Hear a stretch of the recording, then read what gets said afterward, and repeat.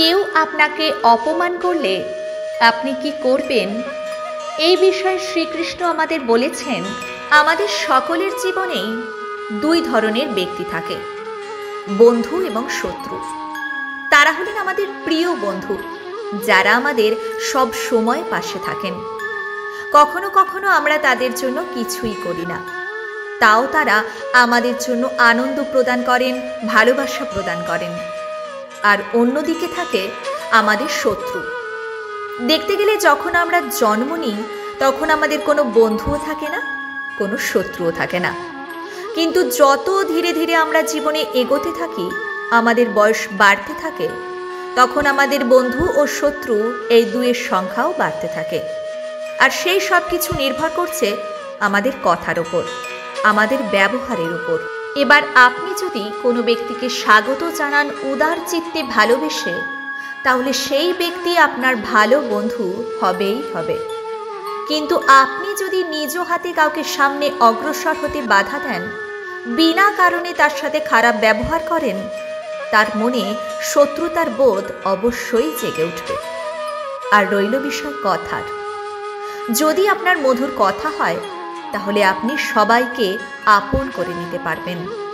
আর আপনার কথা যদি কটু হয়, তাহলে আপনজনেরাও দূরে চলে যায়। তাই নিজের কথার উপর সংযম রাখুন এবং নিজের আচরণ উদার করে তুলুন। জীবনে সুখী সুখ থাকবে। এই সংসারে যখনই কোনো সমস্যা আসে, তখন আমরা আমাদের সবথেকে বড় সম্বলের কাছে আশ্রয় খুঁজি, তা হলো বিশ্বাস। এবার প্রশ্ন হলো, এই বিশ্বাস কার উপর করা যেতে পারে? পরিবারের উপর, বন্ধুর উপর, নাকি তার উপর যাদেরকে আমরা কখনো সঙ্গ দিয়েছি? দেখুন, এই সংসারে বিপদের সম্মুখীন হলে কে আপনাকে সাহায্য করবে, সেটা নির্বাচন করা আপনার হাতে নেই। সেটা সেই সকল ব্যক্তির উপর নির্ভরশীল যে তারা আপনাকে সাহায্য করবে নাকি করবে না। অর্থাৎ যখনই কোনো বিপদ আসে, সর্বপ্রথম আমাদের নিজেকেই হতে হয় তার সম্মুখীন। আর তার জন্য প্রস্তুত থাকা প্রয়োজন, সেই শক্তি, সেই সাহস অর্জন করা প্রয়োজন। দেখুন, যখনই অন্ধকার আসে, তখনই কে আপনাকে ত্যাগ করে চলে যায়? আপনার নিজেরই ছায়া। এই অন্ধকারের সম্মুখীন হতে হয় অন্তরের প্রদীপের দ্বারা, অন্তরের আত্মার দ্বারা। তবেই আপনি অন্ধকারের উপর জয়লাভ করতে পারবেন। সেই জন্য যেই বিপদই আসুক না কেন, নিজেকে সব সময় প্রস্তুত রাখুন। একজন মানুষ অন্য মানুষের সাথে শত্রুতা করে বসে। দুইজন ঘনিষ্ঠ বন্ধু এমনও এক সময় আসতে পারে যখন এনারা একে অপরের শত্রু হয়ে ওঠেন। এর অনেকগুলো কারণ হতে পারে।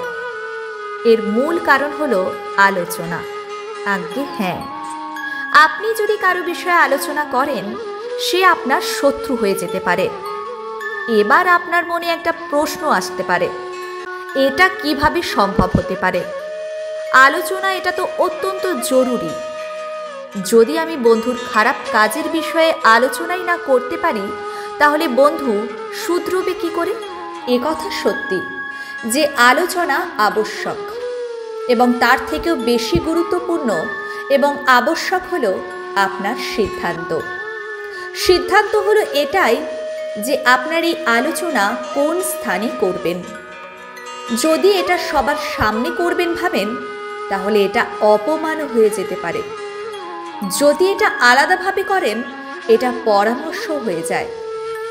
অপমান কেউ স্বীকার করতে পারে না, কিন্তু পরামর্শ সকলের ভালো লাগে।